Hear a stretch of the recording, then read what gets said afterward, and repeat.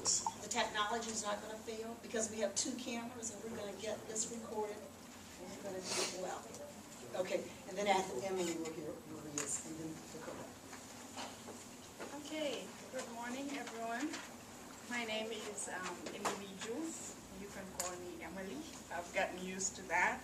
I am from Senegal and this is my 6th year here at MSU. I came in 2008 to do a master's in English, and then after that I decided I wanted to do a PhD in African American and African Studies. So I am in Africana Studies, but my specialty, or you can call me an Africanist, that's what I aspire to be.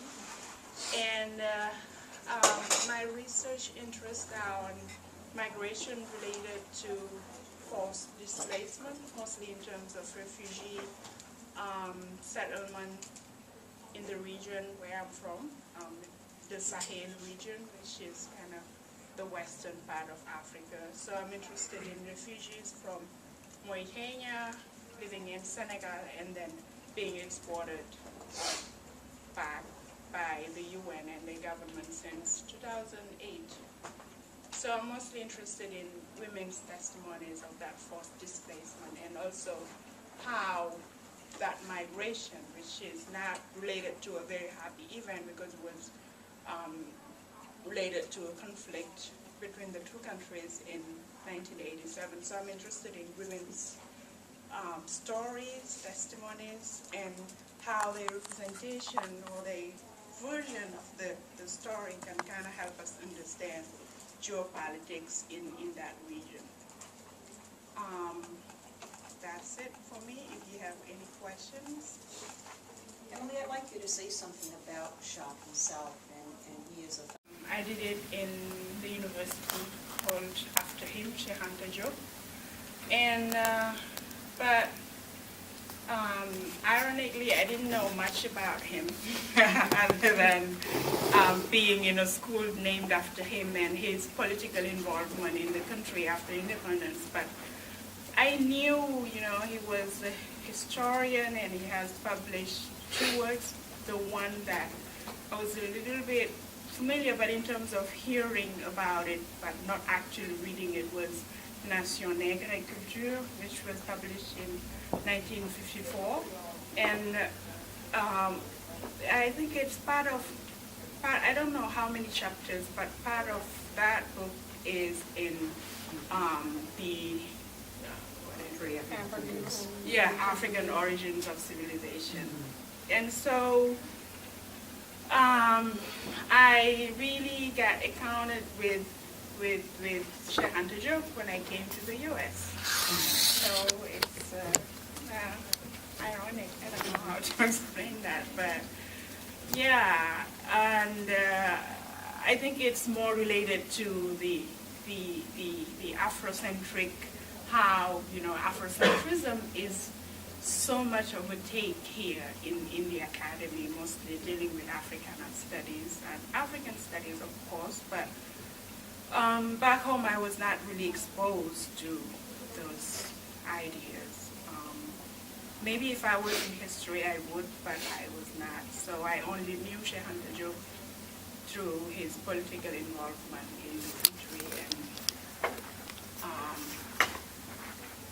And now, after reading about him here, and also, studying him in terms of his construction of history, and mostly, for me, I got more interested in him with this notion of Afrocentricity that I mentioned, which is really something that I kind of want to focus on.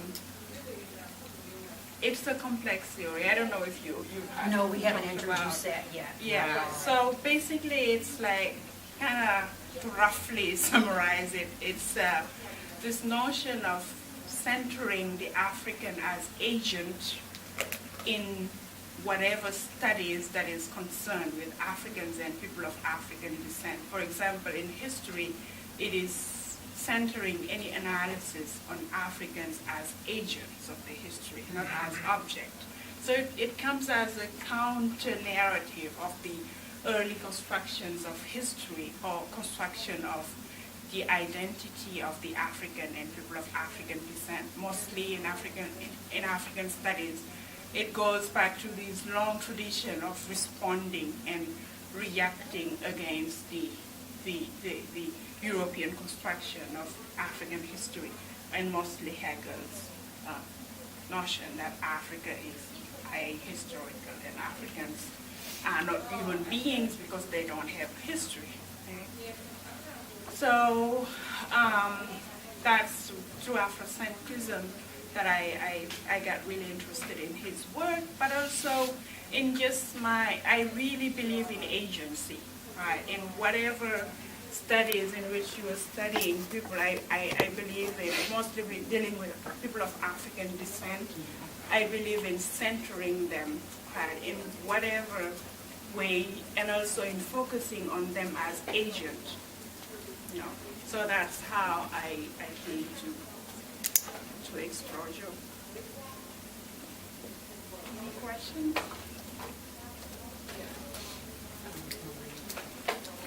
Okay, I'm a native of Cleveland, Ohio, greatest city in the whole wide world.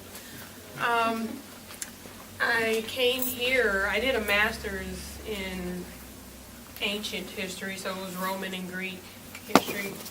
I wrote my thesis on the contribution of African people to the founding of the Roman Empire. I received a lot of staunch criticism, to say the least, about the subject. And for staunch criticism, and this is where there's an intersectionality, I think, of class and race, with education. So my advisor refused to read my thesis. He held me back for a year, and he didn't let me graduate in the Department of History because of the fact that I was saying that these North African people had a contribution to the founding of the Roman Empire, and that history is really whitewashed. It was utilized by, people, by colonial powers, if you will, to live vicariously through their ancestors and through other conquests, ancient conquests in Africa, to justify their colonial conquest of Africa. And so that history that we get coming out of the colonial period, we have a lot of negative views of African history and of African people, and that's kind of what Emily was saying, that theory of Afrocentrism works to create a counter-narrative and combat that colonial construction and model of history and the colonial stereotypes and opinions that persist today. And so that's where my research in Africa really began. And so after the experience that I had there, and because of the paper that I wrote, and they told me that I was a disgrace to their department and a disgrace to the person who recommended me there, then I left there and I wanted to know more about power politics and race in the United States, because it is an issue and it is something that critically affects, us in every aspect of our lives, especially in a country with a history like the United States. That was the first race-based system of slavery and enslavement. So since I study ancient history because I'm inquisitive and I like to know where things began and, how human interaction began, how civilizations and things like that began. And so I actually did some studying about just about slavery and in general and how it began and all of that, and that allowed me to see how unique the United States system actually was. And so I just say that to say that race is something that we especially experience in every aspect of our lives here and have to deal with here because of our history in this nation. And so, like I said, those experiences led me to want to know more about race and power and that intersection. here in the United States. So I decided to apply to African American Studies programs and history programs, and then I decided to come here to MSU, where now I've been studying the Yoruba language, which is a Nigerian language, for 4 years now. So I can say a little bit more than hello, and my name is. So, just kidding.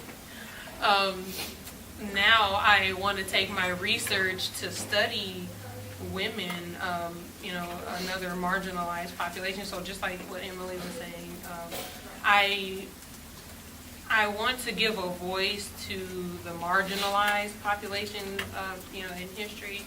And women especially have been marginalized, and they experience an intersection of, marginality, because, especially women of color. So when you add that in, it makes things a little more complex. So women are discriminated against with patriarchy and other hegemonic forces and hierarchies, but also women of color have to combat racism as well. So that's, two areas where they're a minority. So I am interested in women of color and their activism. So I'm studying Nigerian women's activism and thinking about the nationalist movement, which I equate with anti-colonialism. So I'm really looking at women's anti-colonial struggles in the 1940s, that period in Nigerian history, because women have been marginalized and a lot of times written out of that glorious history of African nationalism and decolonization periods, which correlates with the Black Studies or the Black Power movement here in the U.S. So those are just some of my interests. Wow, we haven't even gotten into the questions, and they're deep, aren't they?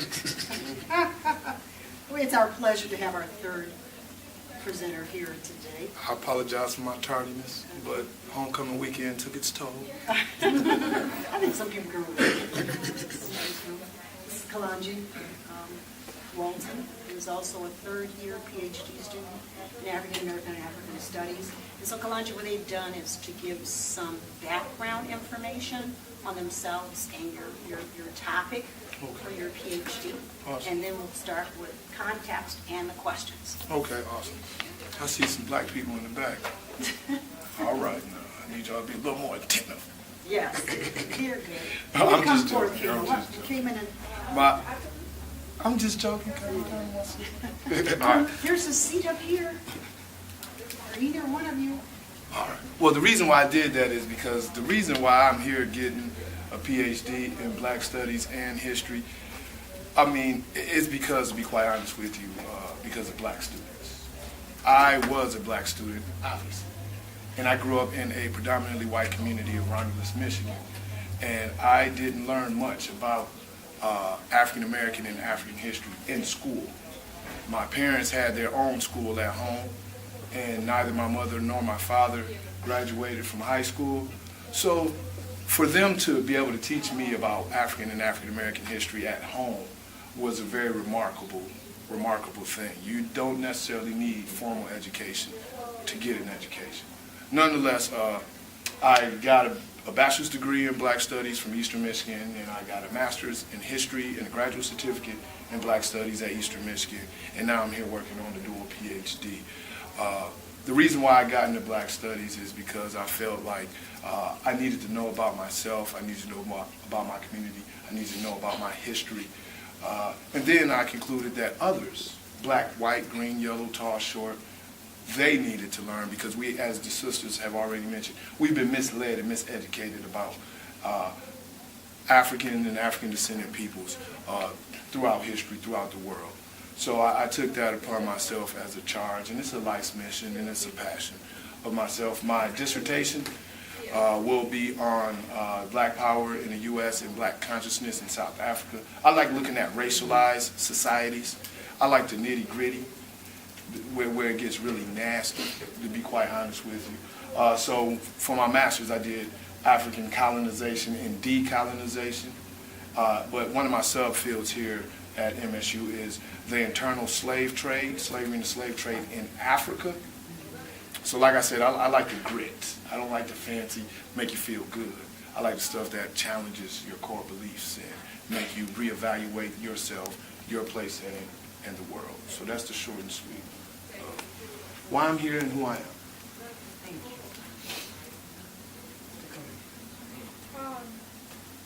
So, as I'm sure Professor Chalmers told you, you've been studying human origins. You've been studying texts, great American thinkers born in Africa. We've looked at films such as The Wheel of Eve. We also have a lot of resources on Angel. So basically, we've been focusing more on the monogenetic theory, not as much as we have with Black Egypt, and we've looked a lot into Dr. Job, as well as like early fossil findings, like the Olduvai man and the Down child. So we're basically conducting these interviews now for expository paper, where we're arguing a point based on these interviews as well as the course content. And the purpose of these interviews is basically not only to give us new information to communicate, but a place that we can like really start hunting for the theses that we want to be writing about. So thank you for coming and giving us these great points of views and everything.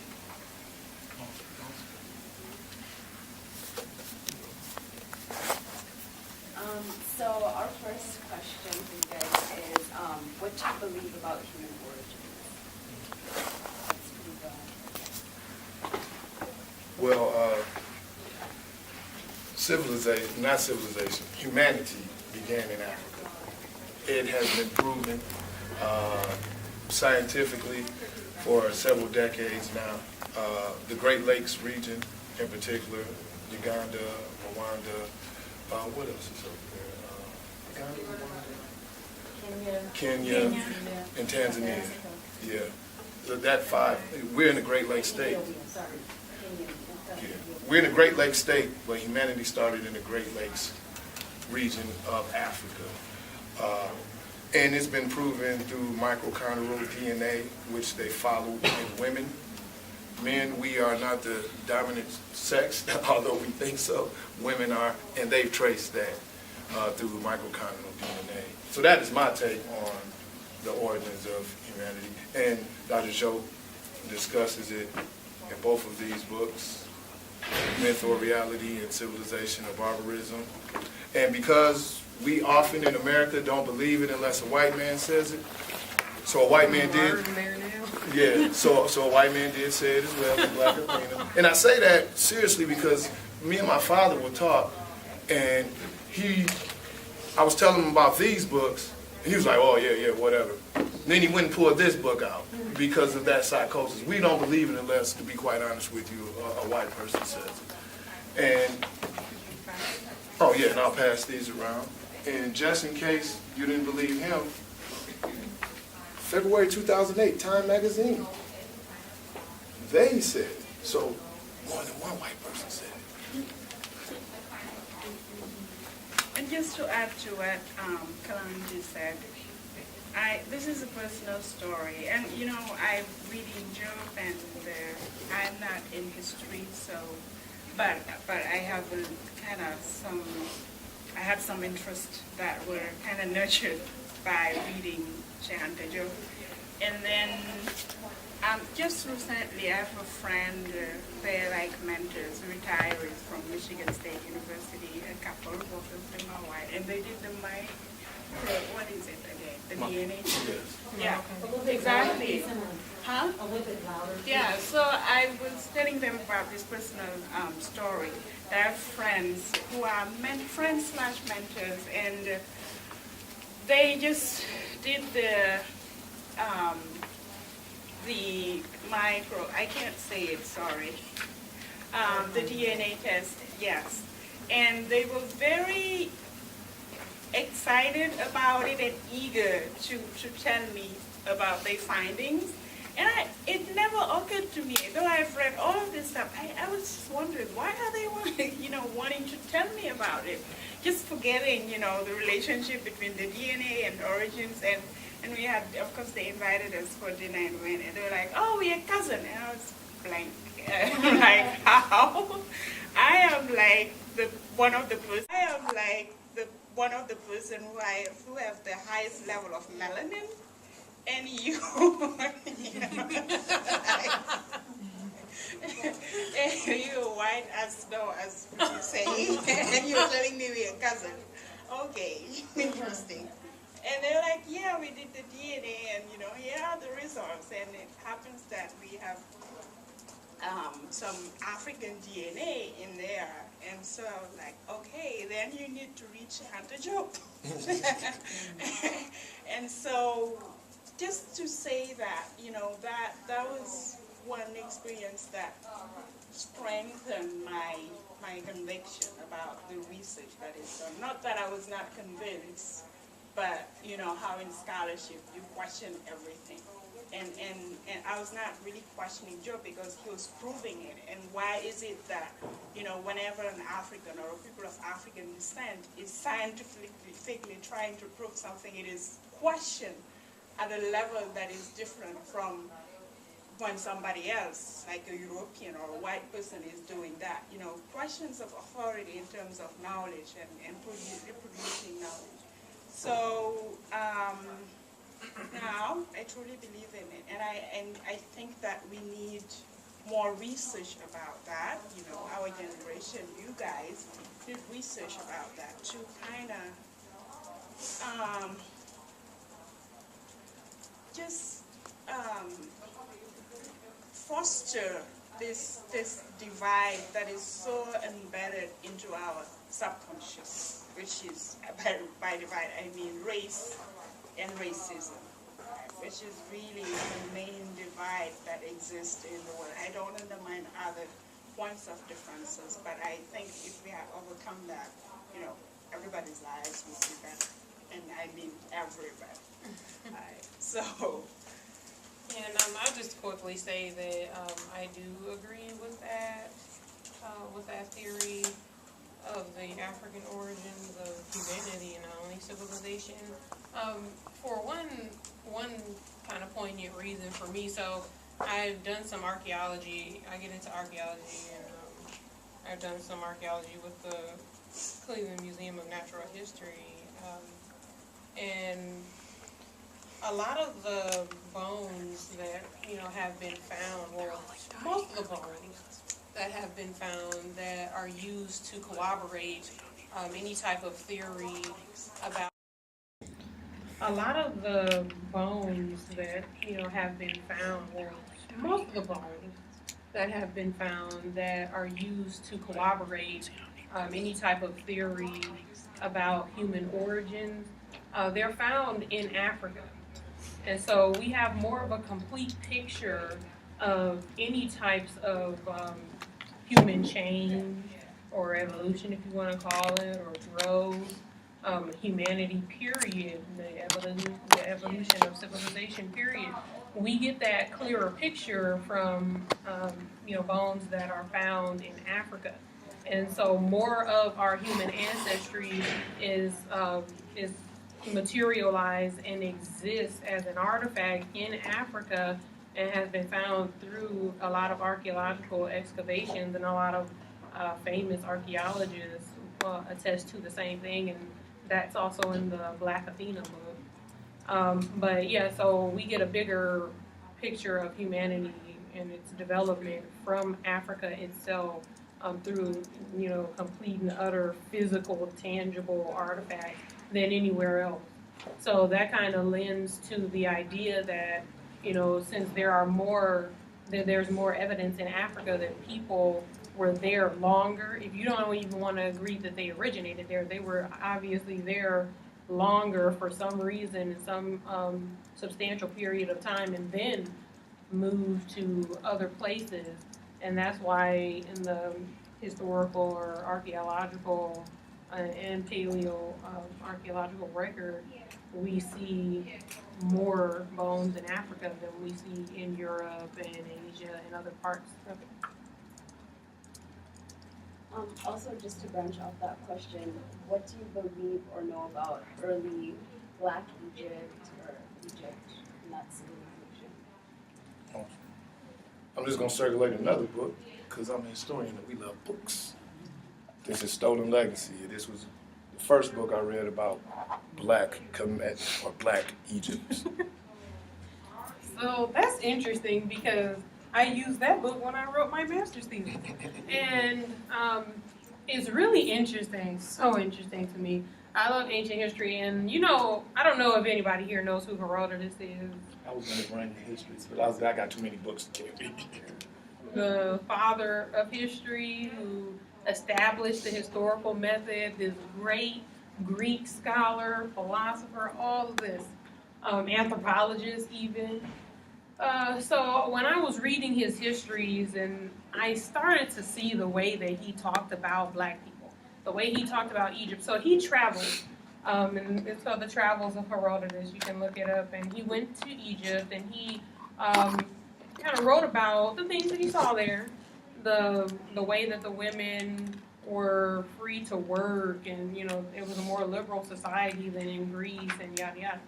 But he also said that everyone that he encountered there was educated and of a high position. There were so many doctors, there were so many lawyers, there were so many architects, mathematicians, all of these things going on there. And he basically praised their culture and praised lawyers. There were so many architects, mathematicians, all of these things going on there. And he basically praised their culture and praised the education of the people.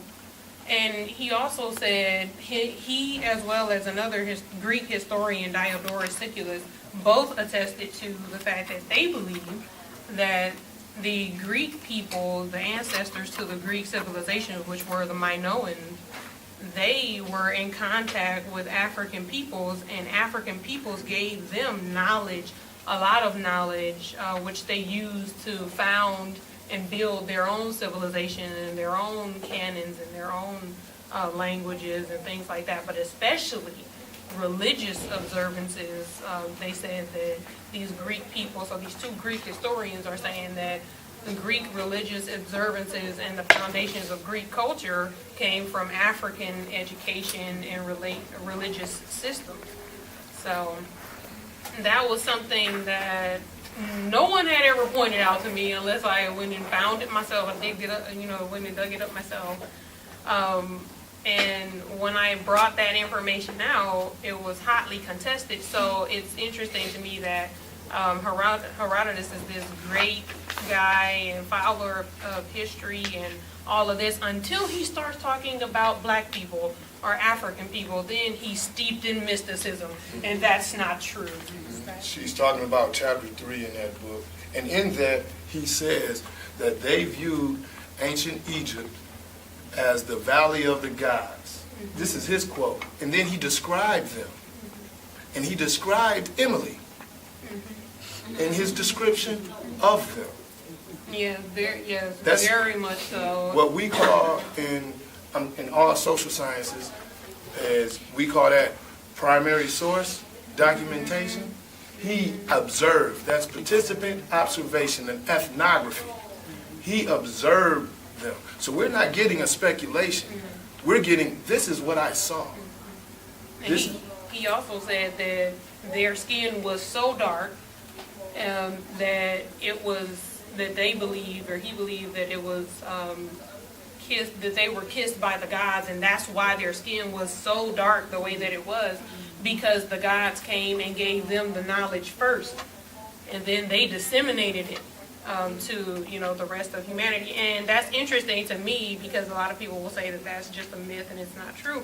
But what I have found in studying ancient history and the interaction of cultures and building of civilizations is that people try to explain things that they know have happened, and they build theories to try to explain things that are true and that are really in existence.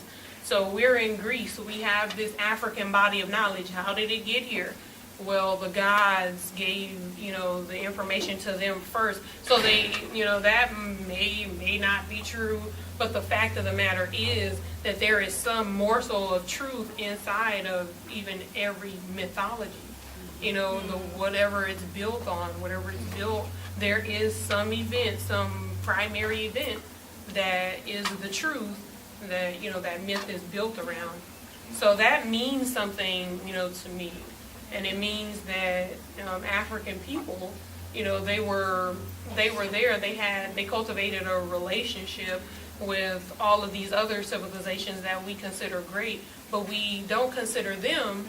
And we have to ask if this is where humanity originated, and other people that we consider great thinkers and philosophers refer to the Africans for their knowledge base, then why don't we ourselves look at Africans and their knowledge base as something valid?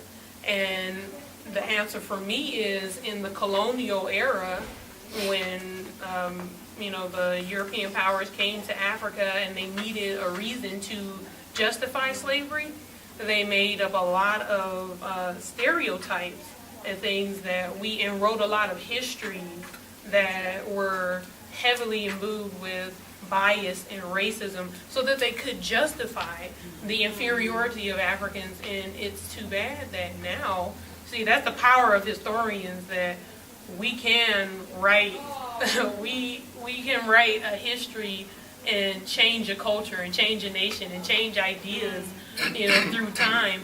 So they wrote this history, and today we believe all of those stereotypes. We keep and hold fast to all of those stereotypes. And what we have to do now is do revisionist history. So In that book, the Brown book, Myth or Reality, by Sheikh Anta Diop, he has a notion that he calls the birth of Negro inferiority, or the myth of Negro inferiority. And he discusses, the brilliant thing about that brother is he was a chemist, a historian, an anthropologist, archaeologist. I mean, we can go on and a physicist, but they wouldn't let him get the bones to the mummies so he can do DNA testing on them and carbon dating and things of that nature. But nonetheless, he uses all of the great European sources. All the stuff that they use to claim African inferiority, he used those same things to prove African equality. Not superiority, but equality. That is important. That is very, very, very important. So he looks at the birth of Negro inferiority, or the Negro myth, in that book. And that's very, very important, that concept, that notion of trying to identify, well, how did they go from them viewing them as the Valley of the Gods to being backward, inferior people? How did that process happen? And that's what Maria is discussing, that process. How did it happen? And for me, two key things about Black Egypt, or Kemet. One is, it's a Mediterranean civilization.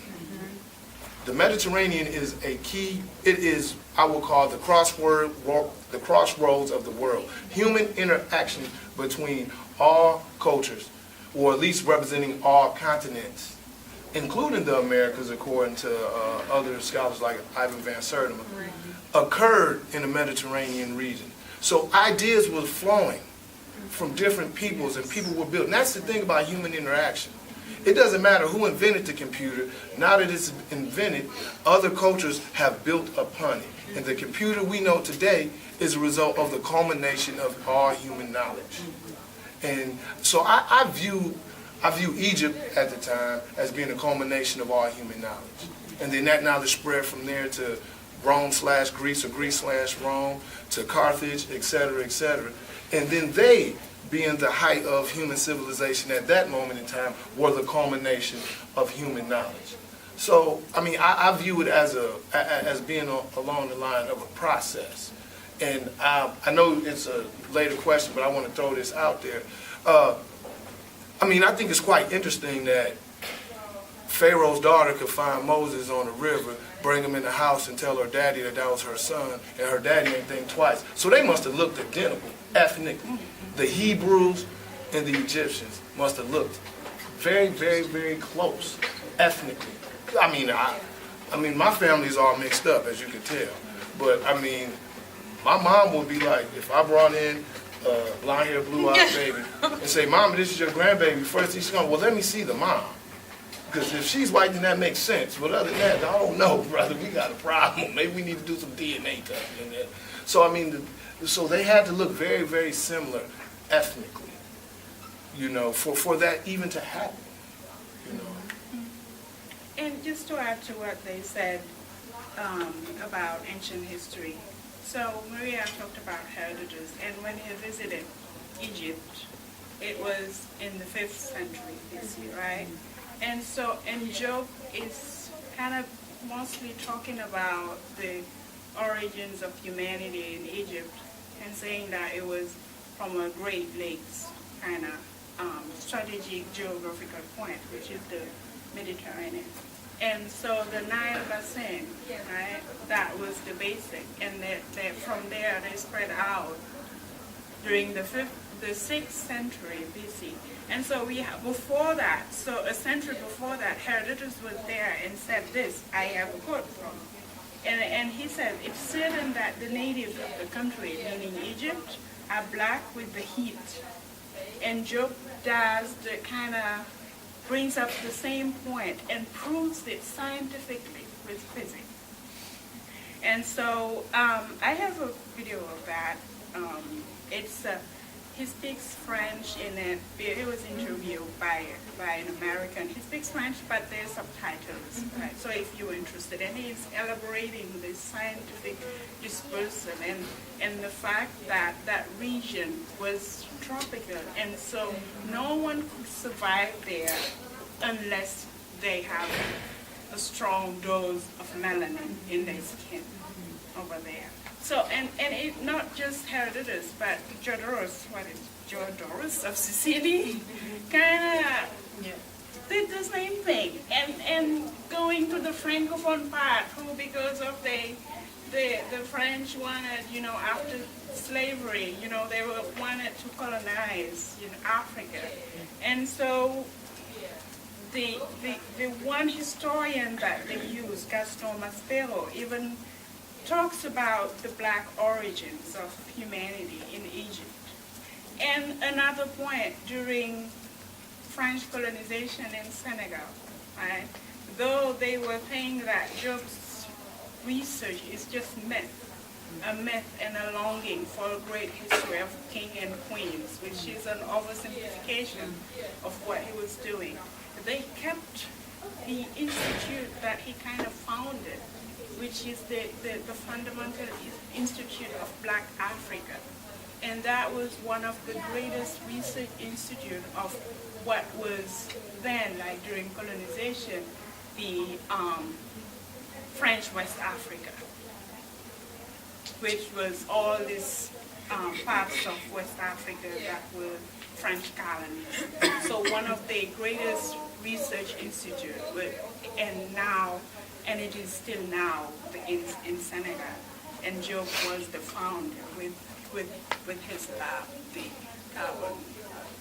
carbon dating. Yeah, carbon dating. So in French it's called carbon 14. And so it's still there. And hadn't they believed, I just want to point to those paradoxes. Right. And so why then is this myth? I mean, history, every myth starts with the true thing, a historical thing, but then it's in the telling of it, how you tell it. And in a desire to kind of magnify it, then it becomes a myth, and how it is transmitted from generation to generations, then it becomes a myth. So you're saying that the French that had colonized Senegal are trying to discredit Job. Nonetheless, they maintain the institute that he founded and probably appropriating the information that came from that institute. And for so many years, and even now, though that the university or higher education is going through a crisis, which is also related to the fact that after independence, our leaders kept a French-based kind of university system or higher education system. But still, that institute is there. Right? And I don't know how it was, I don't know the specific of how it was founded, but when the French with the idea, or hadn't it benefited them, they would not have supported its creation. And for for the years, the many years of colonization in Senegal, because of that center, the university, which was before the University of Dakar. At that time, it was not Cheikh Anta Diop, it was the University of Dakar. And because Senegal was the capital of the French West Africa, then many historians were trained there and in this fundamental institute of Black Africa that Diop had built. So it does kind of tell something. You know, when you mentioned paradoxes, it made me think about that monogenetic and then the polygenetic theories. So for some people, they're trying to prove that Egyptians were not of African origin or of complete African origin. And so I see why they would then need to try to enforce the polygenetic theory, because the polygenetic theory says that people sprang up in other parts of the world, Europe and in Asia. So that would mean that they migrated to Africa from somewhere else and built a civilization there. But for the monogenetic theory, we know that, like I said, there's a long history, you know, and it's corroborated by archaeological evidence of people originating in Africa. And I know that in African history, there were 3 dispersals of people from the African interior. And in that this major dispersal, they moved from the interior below the Sahara, which was at that time an oasis, and they moved to the north of Africa. So these were people, like when you trace back Egyptian history, the ancestors and predecessors to Egyptian civilization came from the interior of Africa. They didn't come from the outside of Africa. It seems to me that polygenetic theory is used and made and was developed to try to found that belief that this civilization was made by people other than Africans. And the question we need to ask ourselves is, why is it that no one wants to admit, or that people vehemently fight against and don't want to admit, that African people had, the bedrock, formed the bedrock to civilization and humanity as we know? Can I pose a question? This is a rhetorical question, but it's important. We've identified, or Western civilization has identified, Greece/Rome as the historical classical reference point for Western civilization. Every now and then they'll throw Egypt in there when they're trying to whiten Egypt. So the implications of having Egypt or Kemet as the historical classical reference point for African history, and then to a large degree Western civilization, changes the lens, So the rhetorical part, and you all don't have to answer, but just something for you to think about. What is the extreme danger of having Egypt as the historical classical reference point? Then at that point, we would be able to tie, all of these, all of our history, back to Egypt and back to a Black civilization. So it was just like with the paper that I wrote for my master's thesis when I was talking about the African contribution to the Roman Empire. So our civilization and our forefathers, not our forefathers, but the presidents, from this nation were educated in classical history, Greek and Roman history. If you were educated in classical history, Greek and Roman history, if you go back and look at it, trust me, the Roman Senate and, their political and social, some cultural institutions are directly reflected in American culture and political and social institutions. And so my research was saying that the Roman Empire wouldn't have been built without help from these North African people who were residing in Numidia, which was kind of Morocco and Libya and that area today. So in order for people to accept that true information, we would have to say that if these African people contributed to the way that our Western society is today, and if they had not have contributed, then our society today would have been completely different as we know it, because Rome would not have been the power that it was. The Carthaginians would have then, their empire, which was stronger than Rome at the time, would have taken over.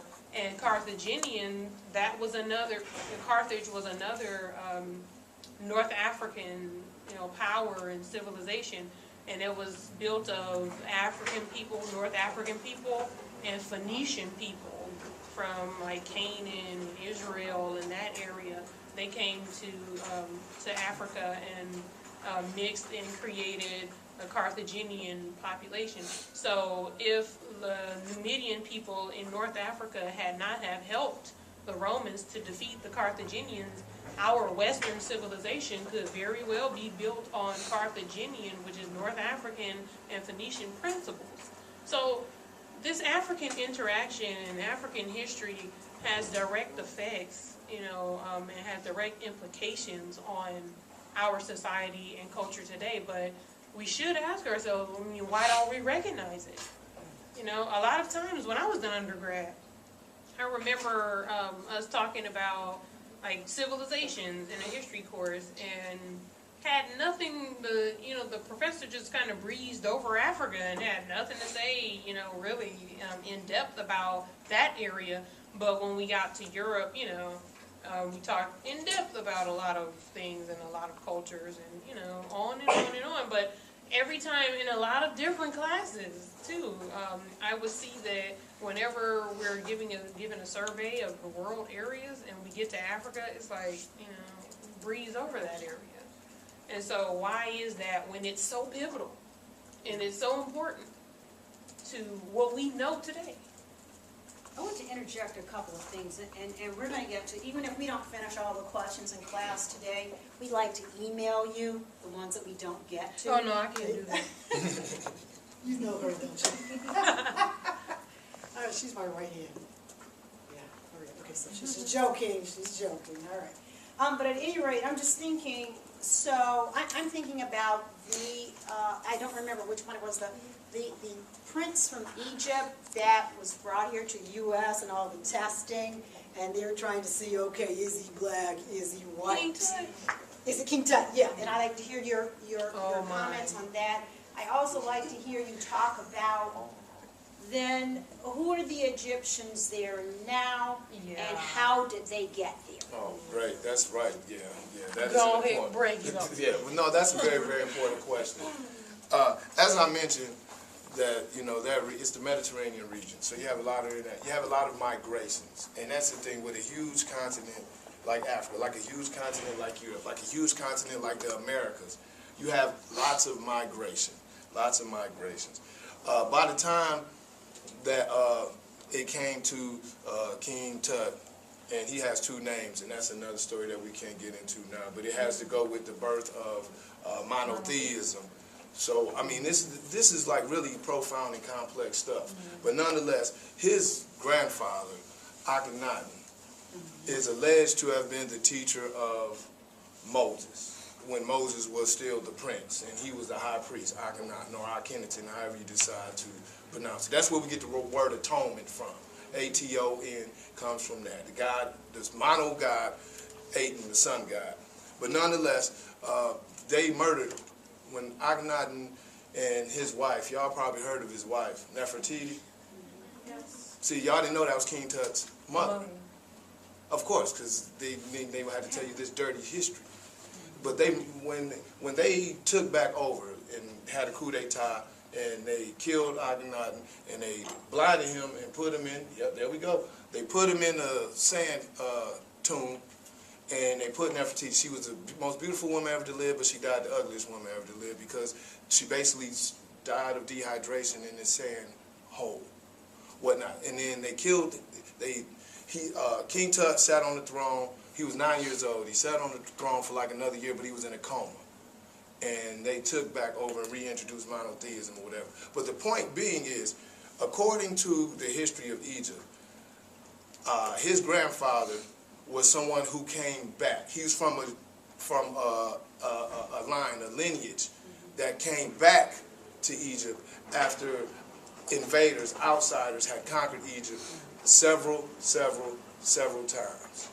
So I bring that up to say that migration, conquering, these are very important. Rome, that's why I say Rome/Greece or Greece/Rome. They're the same people, but they had a revolution or a civil war/revolution.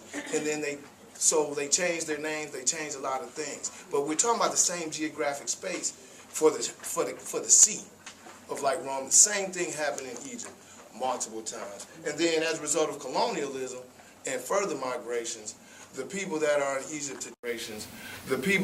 Egypt today are really Arabs and Persians.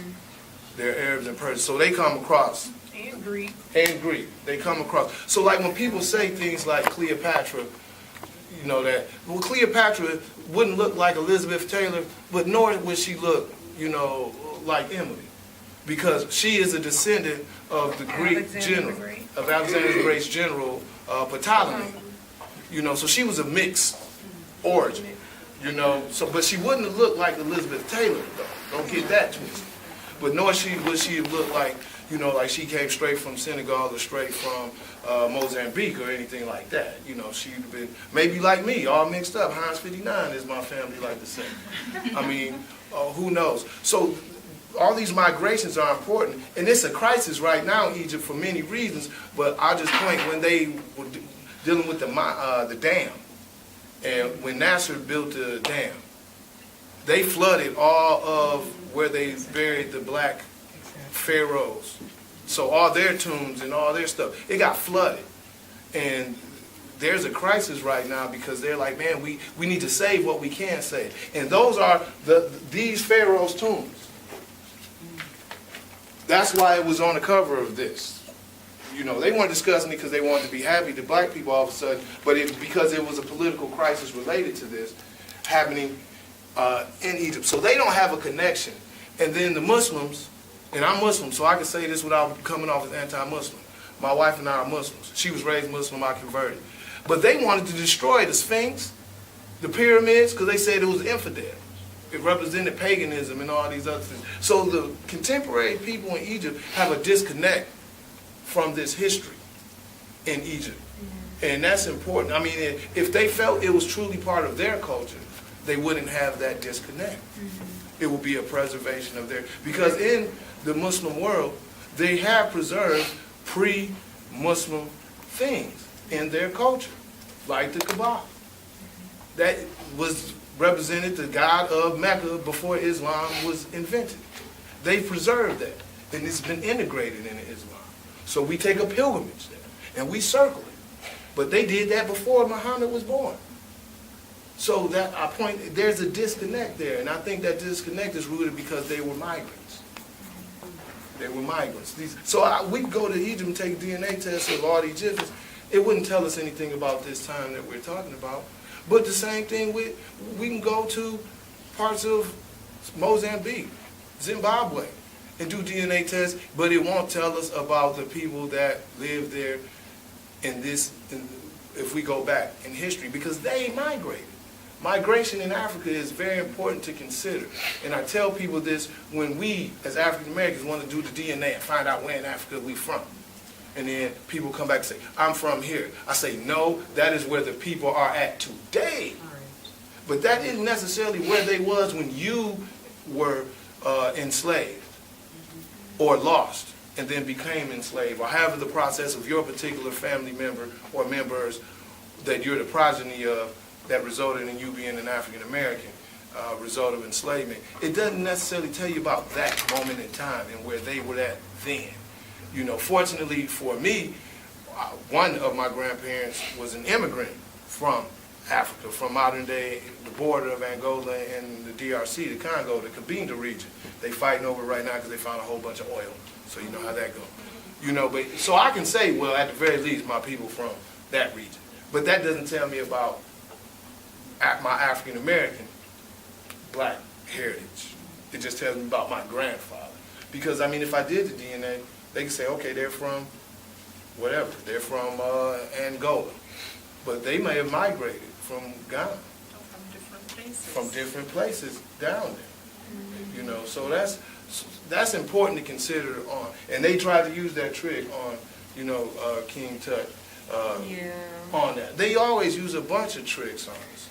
I mean, with that, I mean, to be Yeah, honest with you. it's really amazing because what they did was to build a 3D like image of his mummy, and then they, you know, did the plaster where they tried to have, I think anthropologists rebuild the muscle tissue and all of that. You know, they rebuilt him from the inside out. And then when I saw that picture of him, I was like, like, where did they get this? Like, you know, and this is the thing too that I wanted to point out. These things are theories. A lot of things that we look at are theories, and we're trying to explain what we know, or what we have, what information that we have. We're trying to explain how it came to be, how it came to get here, what origins did it have. And so all of the things that we're, you know, testing and trying now are our own types of myths, as you will, if you will, because they're just theories. So saying that King Tut had a long, sharp nose and was like lighter than light, you know, in this age of Egypt, it just no. And he was mixed. Like I said, his mother was of the ruling class at the time, the Hyksos, you know, and we could trace that. They come from what we would call today the borderlands of Arab civilization and Persian civilization. They come from the border of Iraq and Iran. You see, I mean, they might be Kurds. They might, I mean, to be honest with you. And then with this African man who is coming back from the south. You know, so obviously Tut was going to have mixed, but the artist's rendition of King Tutankhamun or Tutankhamun, Tut-Ankh-Aton, named after his father, you know, then they changed it to Tut-Ankh-Amen to go back to the god Amun-Ra, the polytheistic god Amun-Ra. But nonetheless, the artist's rendition, the people themselves, the dude looks like me, literally identical. I mean, I used to say, man, I'm King Tut reincarnated. Have y'all ever looked at his face mask? The artist's rendition of this is what they saw. He looks literally just like the eyebrows, everything. He could be my twin. You know, I mean, so why would we want to discount what the people who was actually there looking at him rendered him as? And say, no, we want a new rendition because it don't fit our narrative.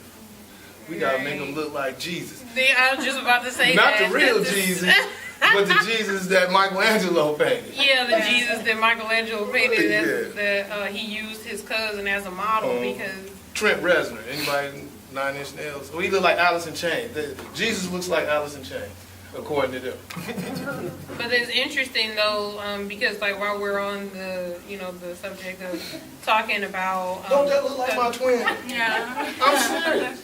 No, I mean... Not this one? No.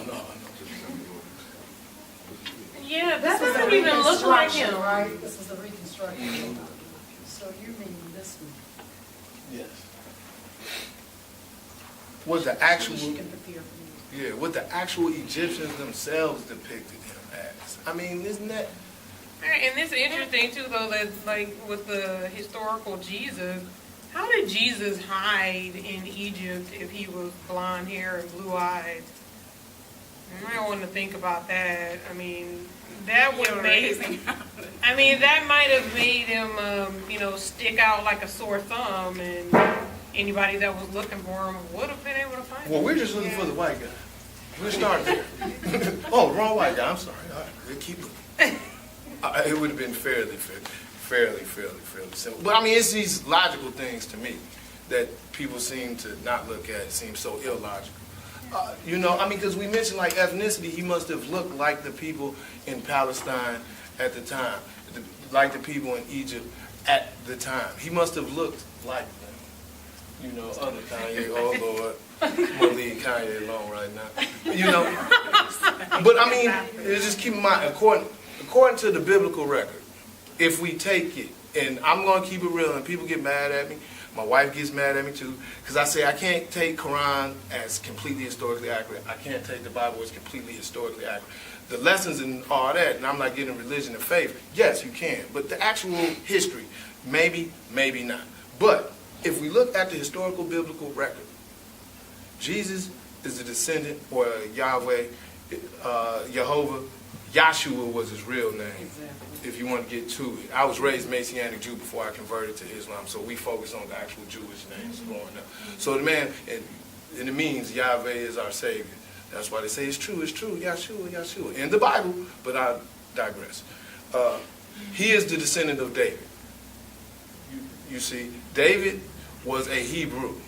You know, they didn't have terms like Israelite and all that other stuff. That's modern terms. He was a Hebrew man. And he's a descendant of David. So they are from the same ethnicity.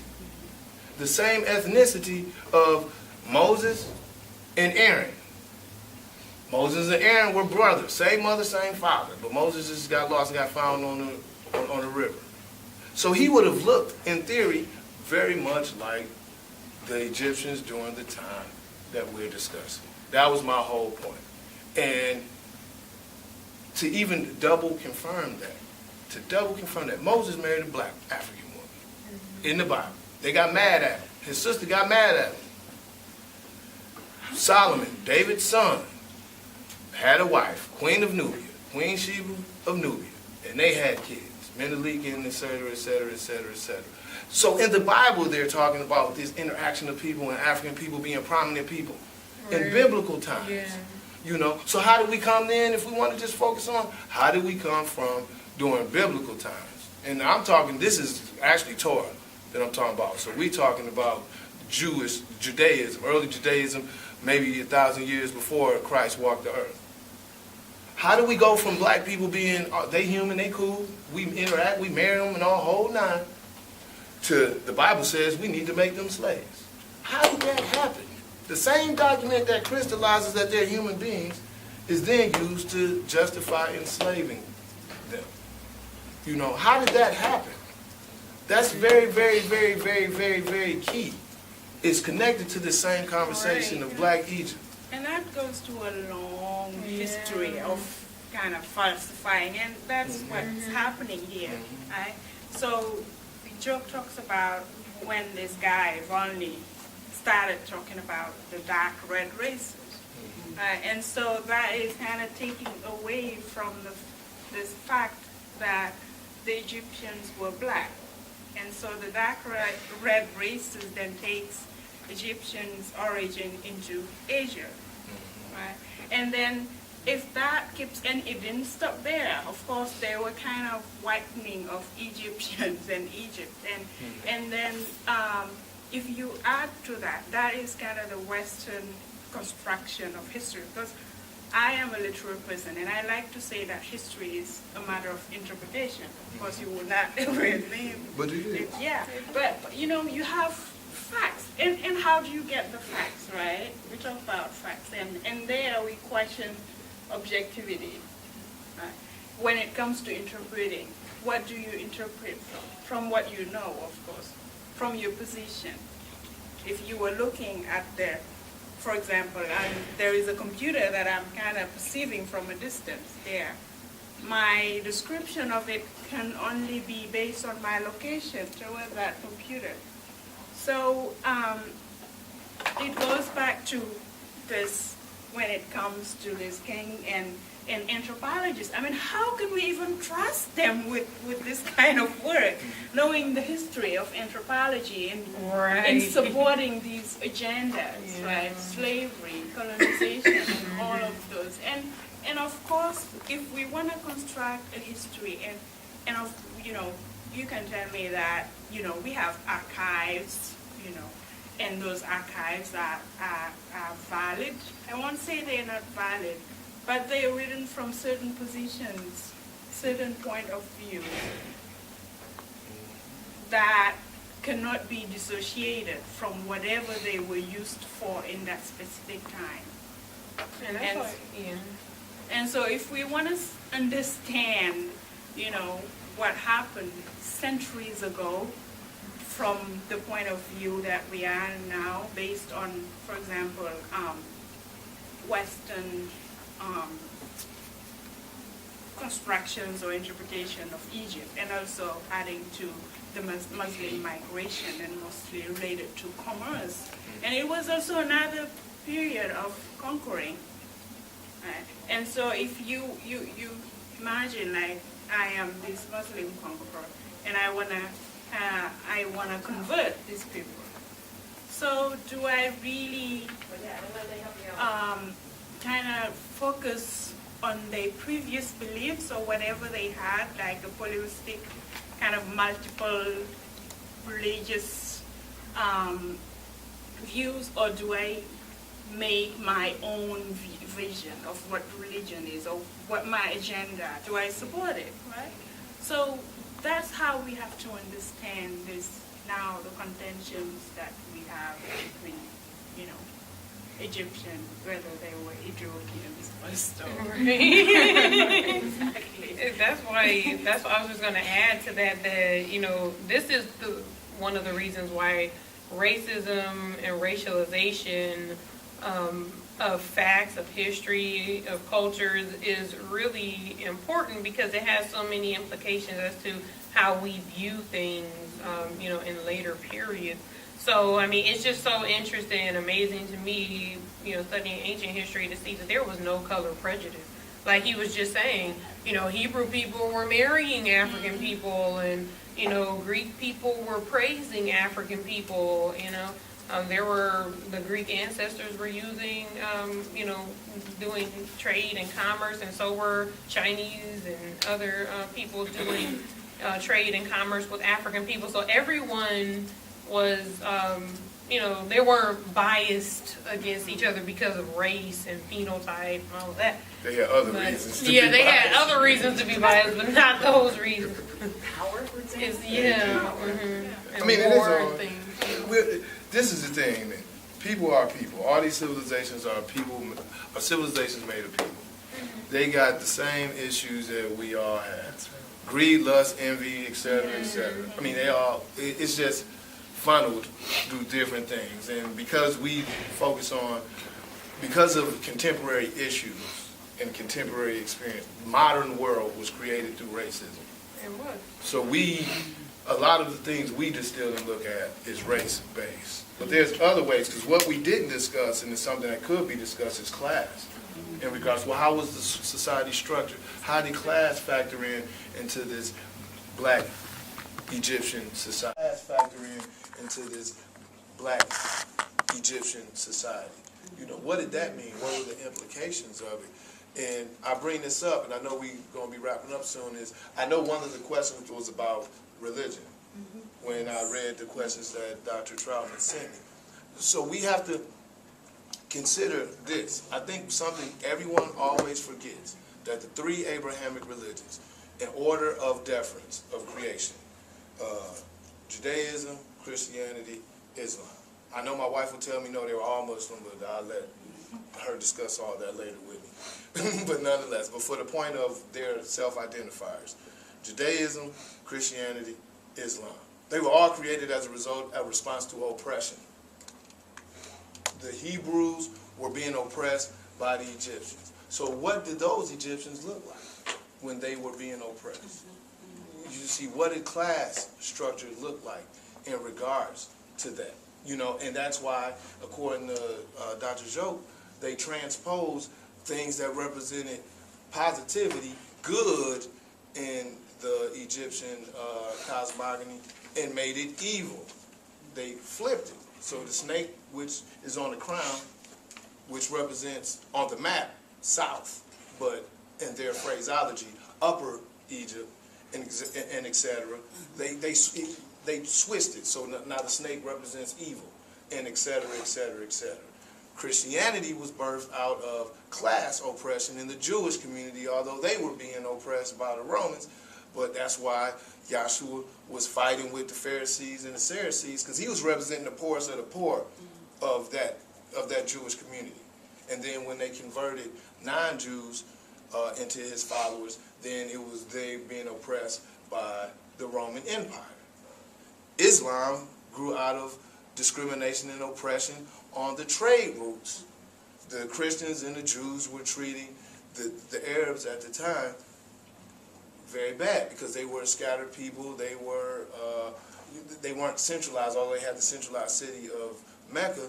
But you know, they were nomadic peoples, and they were being discriminated against. And they had health crises and health issues that was related to their discrimination.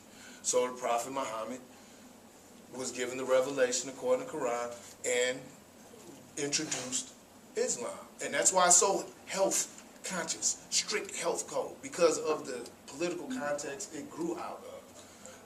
You see, I mean, so these three religions came out of a response to oppression. So when we view them, we have to always keep that in mind. So the Christian view of Egypt as being evil is resulted from the Jewish experience and heightened by the experience of the Egypt as power brokers at the time, which it was dominated by the Romans at the time of when Yahshua walked the earth. So it's presented as being this seed of evil. Pharaoh is equated to Satan, and the living personification of Satan in so many words in the Bible and in the Torah, because of that real history. So when we think about the depiction of Egypt in those three religious traditions, it is linked to that, and we can't separate that. You have to keep that in mind. So there's a bias that they're coming from. There's a bias that will come. Just like 100 years from now, 200 years from now, 300 years from now, someone will pick up a book written by me or written by David Walker in the 1800s, and they're going to be like, man, Washington, D.C., the president, he's synonymous with Satan. Because that's, because of slavery and Jim Crow, we like, man, the president is the president, right in the eye. You know what I'm saying? God thinks that slavery is evil, and they are protecting slavery and Jim Crow. So, people be like, man, the president must have been an evil SOB, no matter who the president was. Because of that bias that's written into, what was going on when time was crystallized in that document. So I just felt it was important. I thought that was a really good question. Yeah, because we have some people have written about that. They've written a letter, and as two of you heard me say that their function is fodder for this paper they're going to. I want to hear your voices. Let's go back to you. So how did you learn about human origins in Black Egypt? The books I passed around, to be honest with you. The first book I read was Stolen Legacy. I'm in a fraternity, and they may not tell you this, but it's required reading for at least the first three founding fraternities, Alpha Alpha, Kappa Alpha Psi, and Omega Psi Phi. It's required reading. They won't tell you this. I don't know why. But I wasn't in a fraternity in undergrad, but somebody, an older mentor of mine, he was. And he was like, Kalonji, you really need to check this out. So, and then one of my faculty mentors at Eastern Michigan University, he said, yeah, I need you to write these book reviews. And I was like, okay, that's cool. I never wrote one before. And he said, yes. And he gave me two big, thick books. I was like, oh, Lord. And it was two of Dr. Jones' books. So that's how I came to be aware of it. For me, it's related to my undergraduate specialization in African linguistics. And for my, we have to write a research paper, and I wanted to research on my mother tongue and its origins, because it has different diverse kind of, I don't want to say diverse, but different varieties. And so I And I'm still curious about that, how we came to have those diversities, in the sense that some words are used in one dialect, so to say so, and then they can mean a different one in another. And so in the university, Sheikh Anta Diop, I didn't really have any specific resources related to my mother tongue. And so I went to the oldest guy in our neighborhood, and he started talking about how we came from Egypt. And he was really passionate about it, and oral history. He even wrote books about oral history, but you know, as a kid, not a kid, but as a teenager at that time, I was like, okay, this guy is just like, we have this notion of all the people when they reach a certain age, and mostly former teachers, retirees, that they have this kind of romantic views of stuff. But I used it anyway in my research, and that's how I came to believe that, you know, even origins in ancient Egypt. And of course, after that, I read Sheikh Anta Diop and studied it more thoroughly here. So, Yeah, for me, it just came from supplemental education. Like when I was very young, and our school systems weren't that good, and my mother would give me things to read and always take me to the library and everything. And one day, she gave me a book on King Tut and how he was not white. And then I read that, and I became, you know, really interested in just ancient history and Egyptian culture and stuff specifically. And so that's what really kind of kicked off my my interest about origins, African origins, and the origins of civilization. I'm sorry, but there has to be a follow-up question about that person telling you you came from Egypt. yeah, I want and to know more. he traced it to, so I wish I had recorded it at that time, and it's just my not taking him seriously, really. That's my fault entirely. And now he's dead, and we don't have that resource anymore. Yeah, but, and, you know, we have like my ethnic group, which I don't like using tribe because, you know, as a Chebe says, when you call the name that you don't like, why answer it? So I'm not answering it by referring to myself in those terms, tribe. So I use ethnic group. So in Senegal, we have this thing that different groups are related.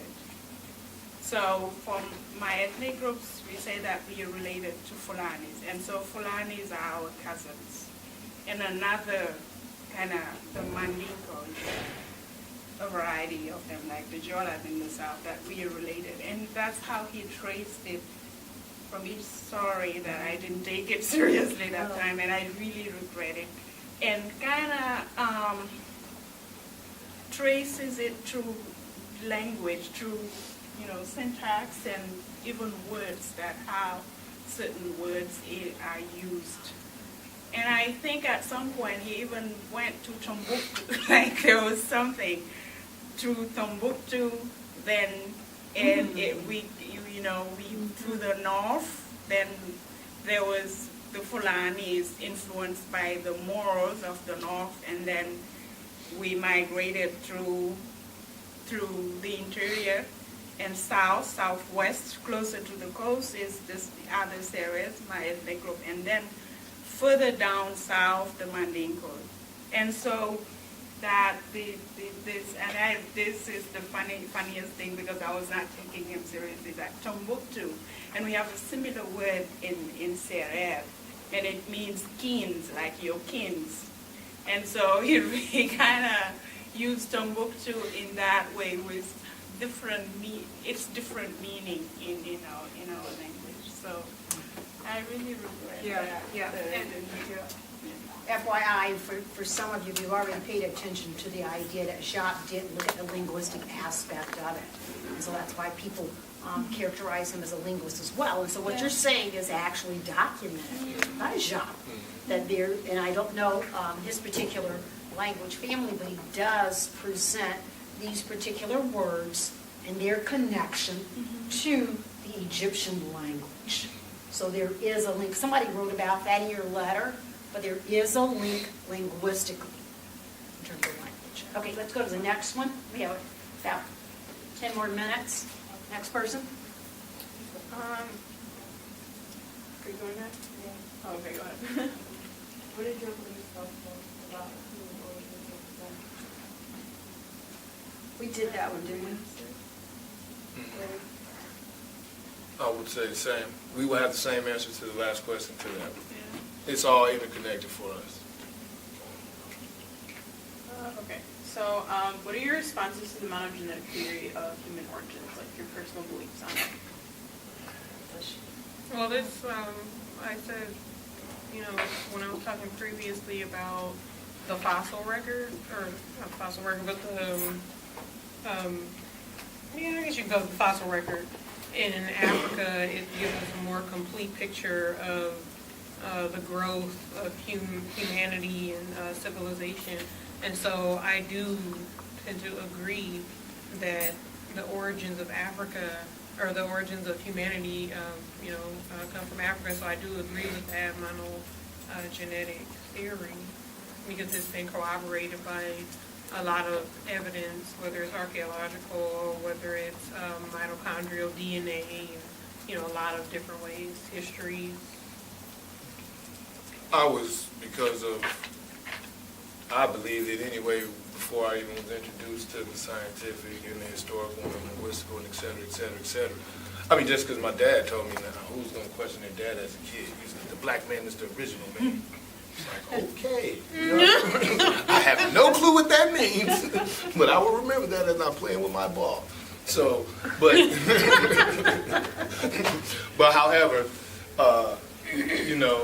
I agree with it. I think it's been proven scientifically. I think the danger, and this is what a South African scholar pointed out, that does not equate in some type of black superiority or African superiority. It has nothing, it doesn't, there is not even a logical leap to that. It is an illogical leap that those who make that leap. And it shouldn't lead to African romanticism either. It doesn't mean that before white people interacted with black people, that black people didn't do anything wrong.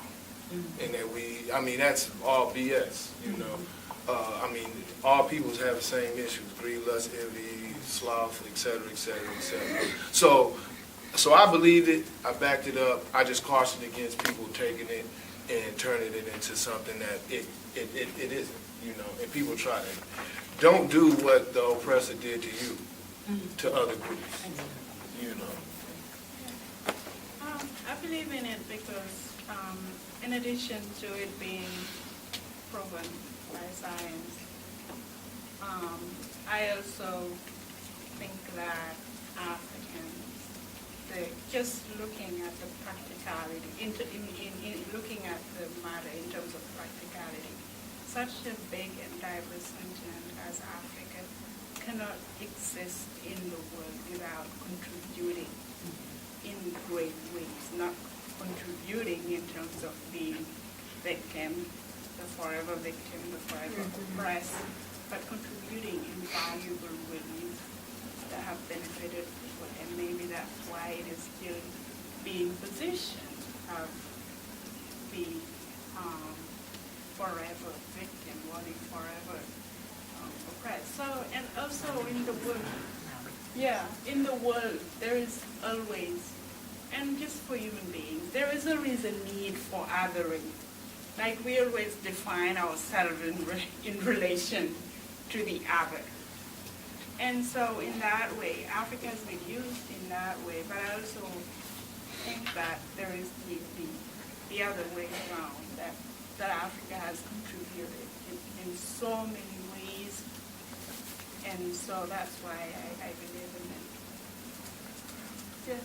You look at scientists like Raymond and Job, who supported monogenic theory and faced a lot of opposition and criticism for it. Do you see anybody nowadays or any type of belief nowadays that's facing the same type of opposition?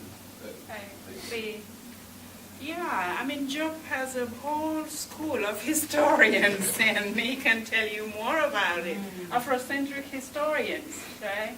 Most of them here in the United States, you know, one of the most renowned ones, Molefi Asante, you know, now kind of a younger generation, Amamazama, right?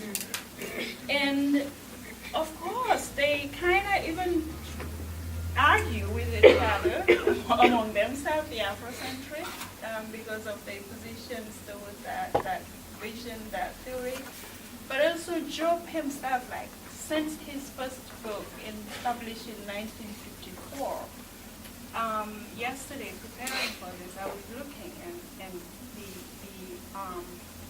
the Afrocentrists call them Kemet now in 2015, but one of his biggest opponent of Job's ideas and theories is an African. And he's publishing, or he's writing an article actually, or published something. I just looked at it briefly, countering his notion of Egypt as being black. And this is, the guy is saying that it's just teaching history as myth. And he is claiming to be an Africanist and saying that this is not true, that it's just myth and like a utopia, of course. That Job telling him that his ancestors were kings and stuff don't do anything to the mother, that they were enslaved, that they were colonized. And so, see, even within the Jobists, as we call them, they kind of fight against each other. Like, you were asking for people who are supportive or people who are opposed to his ideas contemporarily? People that were supportive. People that are supportive. That are going through similar kinds of contestation as Shop. Yeah. Asante is really one of the biggest one. And in African studies, you know, black studies and African studies, he's very controversial. He's very, very controversial. And he's one of the biggest supporters of Job. And Maulana Karenga. Maulana Karenga. Yeah. And then there's also historians like the South African Dr. Keto, Keto from South Africa. He's one of my heroes. I use his methodology for my research. But as she said, there's people who oppose it, but for different reasons. Like my mentor for my master's degree, he's a Ugandan gentleman, and he didn't have the issue with the notion of any of it. His problem was, why are you all focusing only on Egypt? What about these other great empires? I mean, you know, and I mean, of course, I had to, because he was my master's thesis chair, so I had to focus on whatever he said to focus on. However, it was a great benefit for me, because I do South African history, Southern African history. So, I mean, in an abstract way, Egypt serves as a classical historical reference point. However, another place in South Africa does, and it's at the border of several nations, Mapam Gubwe here. That civilization, that Mapam Gubwe civilization, serves for me in Southern Africa as a historical classical reference point. And they migrated from right at the edge of sub-Saharan Africa down to there. So, but nonetheless, so people contest it, not necessarily the ideas all the time. Sometimes they contest people's responses to the ideas. Because black studies in the U.S., unfortunately, privileges what they call the Nile Valley civilizations, oftentimes to the peril of interrogating other civilizations like the Shanghai, like the Great Zimbabwean Empire, and many, many others. Axum in modern-day Ethiopia. I mean, we go on. The Dogons, yeah. It wasn't just like just one African civilization and the rest of them was running around the rainforest like this white man said to me when I was a little kid. I had a best friend who was a white kid, and we was boys, so we'd get into fights sometimes. So we walk into school because I stole his Hot Wheels, and he got mad, and he wanted to fight. So we fighting, and the white man came out and saw a black kid fighting the white kid, and I was getting the best of him. And so he grabbed me up and smacked me around. So, of course, I ran home. My dad was at work. Told my dad. So my dad took off work 2 days in a row to walk me to school, waiting on me. And I learned something, and I bring this all to a point. Racism and your response to racism doesn't just affect the racists. It affects those who have been treated with indifference. Fortunately, the ancestors, God, whoever, had the white guy go to work them days, I guess, because he threw a beer can at me. This early morning, so clearly he was drunk. So I don't know what was going on, where he was in the other 2 days, but he wasn't around. Because my dad would have got arrested. His mind was to do some stuff that was going to get him arrested. And that would have harmed my family, harmed me way greater than him beating the crap out of that dude, because my dad would have been in prison. His life would have changed. My life would have changed. He might not be around to be grandfather to my son today, just on that moment. So people, I use that as a parallel. People have responded to the racism that's been treated to us and the dehumanization and all that. So people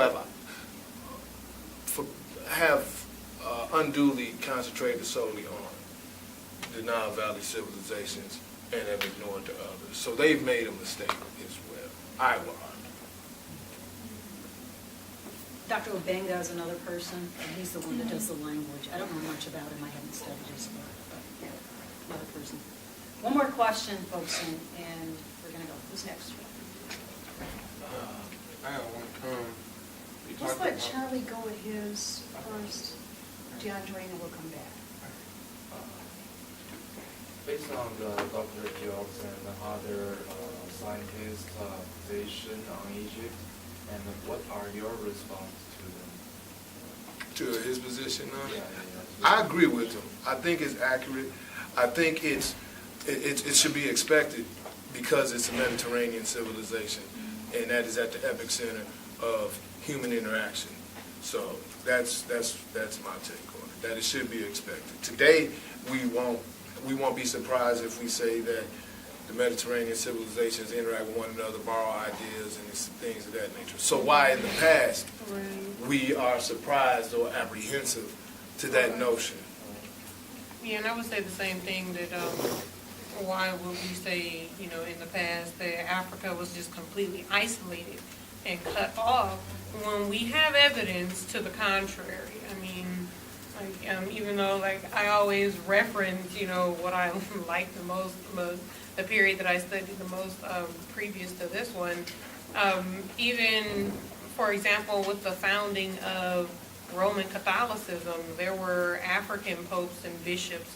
There was a whole African dynasty. So Septimius Severus, he was an African Roman emperor. So he was the emperor of Rome, but he was also African. So we have all of these interplays and interconnections between peoples and cultures, and we have a major African, contribution to one of the larger world religions, Catholicism. The Eucharist was instituted, or was the way that the Eucharist is done now, the semblance of it all for the Catholic Church was instituted by an African bishop from the early church, and that's where I don't know if anybody has heard of Augustine of Hippo. Yeah.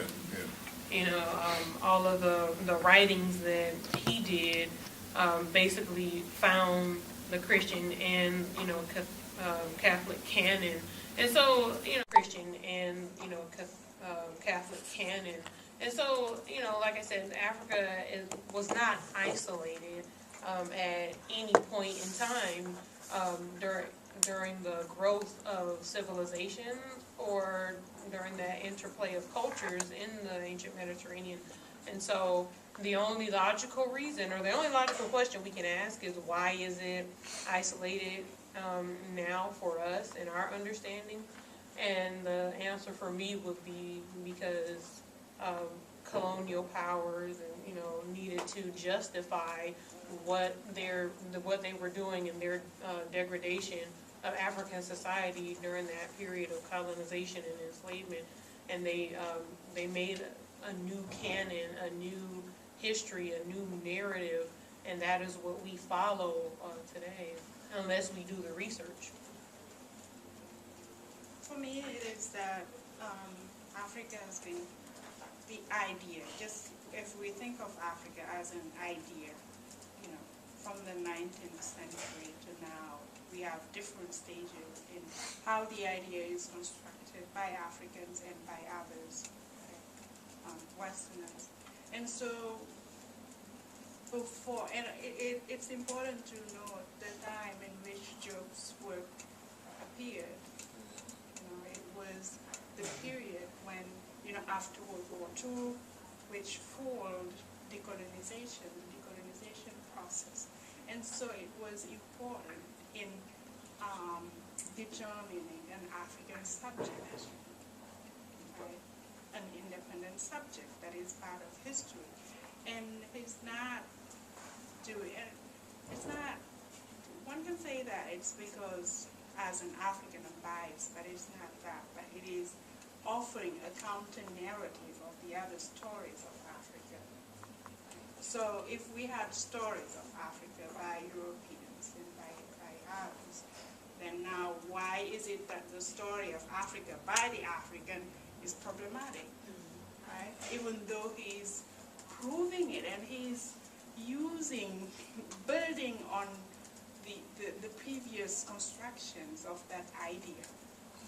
Because intellectualism isn't connected to blackness, and if he was not black, then it may be of some validity to people. And we can't ignore those, those facts. That race and racism and raciality, they really do form the basis of the canon that we now know as Eurocentric, and that we, a lot of people in this country adhere to. DeAndre, we're going to get your question, folks, and then we're going to get thank you from Chris after DeAndre. We talked earlier about supporters of Job's ideas. I want to know, have you ever encountered somebody that rejected it? All the time. Yeah, I was about to say, what's the day? I know, what time? Friday? I mean, yeah, all the time. I mean, it's hard for people to swallow. I mean, they've been raised their whole life to think that white people did us a favor by putting us in slavery because we was all running around butt naked with bones in our nose. So when you say, well, no, Africans helped develop Western civilization, and they like, oh, no, that can't be true. You clearly made that up. I mean, I encounter it all the time. And like I told you, I encountered it when I wrote my master's thesis. That the Roman Empire is so great and it influenced the U.S. And I said, well, who influenced the Roman Empire and who helped to build the Roman Empire? And I found out that North African peoples helped to found and build the Roman Empire. And they're clearly you're crazy. And my advisor told me, he looked me in the face, I told you not to write that. He said that to me. So obvious, it's all the time. The shocking thing is when I hear from black people say, oh, man, that can't be true. Excuse my language, but this is the language they use. Niggas ain't do that. Yeah. That's the most shocking part. And I hear that quite frequently in the community. But there's brothers standing on the block, but, that just, well, your afternoon is ruined because now you're going to get a lecture. The dangers of alienation. Indeed. When you internalize the meaning that you are nothing, so you are nothingness, then the danger is that you identify with that. Yeah, so I've encountered it as a child, and until now, my attitude with the old man, the historian, was in my neighborhood, that I could not benefit from his knowledge was also part of a consequence of my schooling, that only written knowledge and knowledge from school and from the French books was authoritative knowledge, and that's how I discarded that oral course. And until now, when we talk about, I'm so interested in conflict and violence in Africa and how it is represented, and that's what my work is that 16.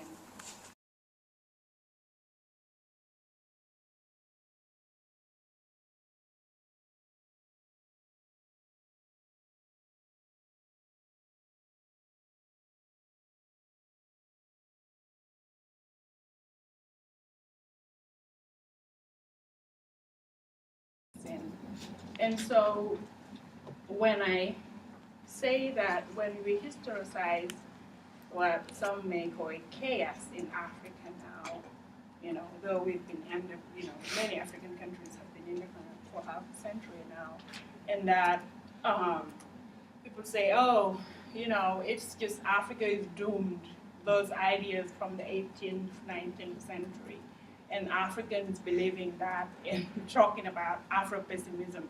And I say we have to historicize those events, relating it to the history, like the traumatic history that we've had. If we try to understand now the political systems of governance, and we don't relate it to colonization, it won't make sense. And of course, then you leave an important part of the history of the actual violence that is happening now. So all of that to say that when I do that, then I am a PhD student. I'm going to write my dissertation, and so when my professors tell me, oh, we should be past this, that is not really a valid, this is like colonization, you crying over this thing. So, yeah, so we encounter it every day. So let's see when we get out of here what would be.